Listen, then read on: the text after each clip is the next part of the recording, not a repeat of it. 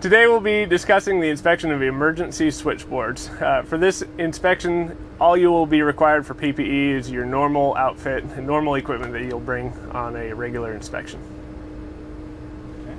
So, when you are inspecting the emergency switchboard, there are a few things that you need to look for functionality of the system.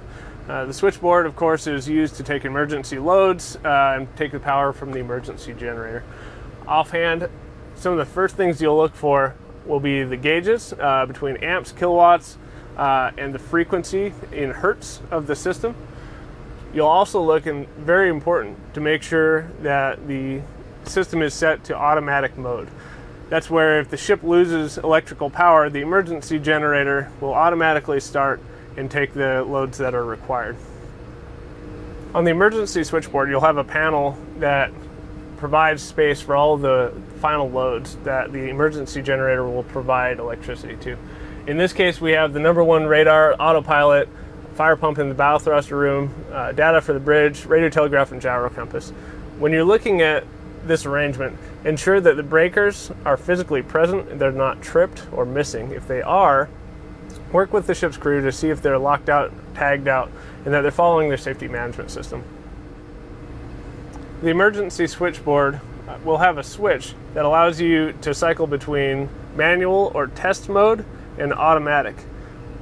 The test switch is what you'll use to test the physical functioning of the system to ensure that the generator turns on and that the loads are handled just like it would in a real life situation. When the ship is underway, the switch should be set to auto. That way, if there is a problem and they do go dark ship and lose power, the emergency generator will automatically start and supply power to the loads that are required. When we're conducting the general inspection of the emergency switchboard, we're looking for the operational condition of the gauges, make sure everything's functional, that all of your lights and indicators work properly. Make sure that the paneling is in place and secure. That will prevent folks from potentially electrocuting themselves because there is a significant amount of electricity in here. You're also looking at the handles for folks to steady themselves, and the non-conductive matting as an additional way to reduce the risk of electrocution.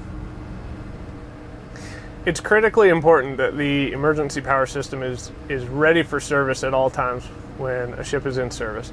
It's very, very important that if something goes wrong and the main ship's service generators fail, that the emergency generator be activated. One of the first things I look for when I come into the eGen room and look at the emergency switchboard, first thing I look for is to make sure that the system is set to auto. If it's not set in auto, and this could be because the crew has just finished testing because they know the Coast Guard's coming on board, and maybe they forget to put it back in auto. If they forget that critical step, if something happens, the ship may go completely dark without electrical power, and that costs valuable time and may lead to a marine casualty.